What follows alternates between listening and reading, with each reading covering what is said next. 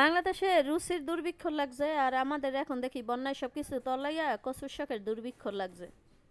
আসসালামু আলাইকুম আপুরা ভাইরা, সবাই কেমন আছেন? আশা করি ভালো আছেন আর ভালো থাকবেন। কিভাবে বন্যায় যেভাবে সবকিছু তলিয়ে যাচ্ছে এইভাবে তো কেউই ভালো থাকার কথা না।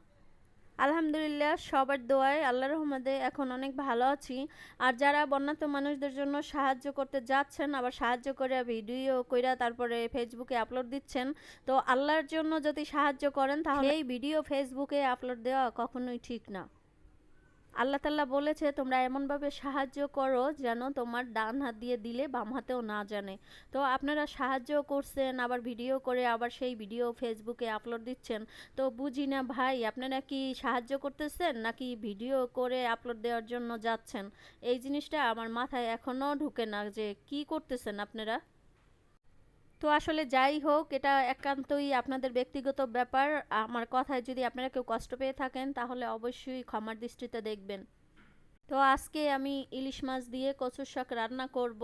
আর আমি অনেক কচুর শাক একসাথে নিয়েছি আর অনেকগুলা ইলিশ মাছও নিয়েছি।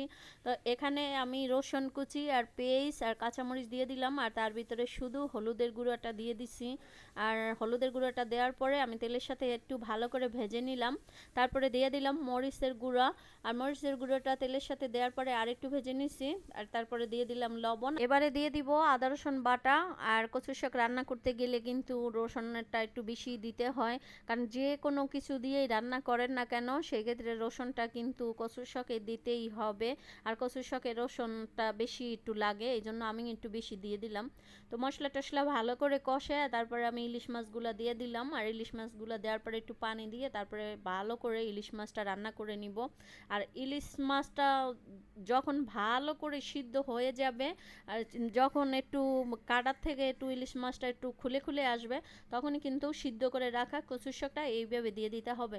তো কচুর শাকটাও আমি মাছের সঙ্গে এইভাবে দিয়ে দিলাম। এবারে মাছের সঙ্গে ভালো করে নাড়াচাড়া করে তারপর কচুর শাকটা মিশিয়ে নিব। তো আজকে অনেকগুলো কচুর শাক একসাথে রান্না করব।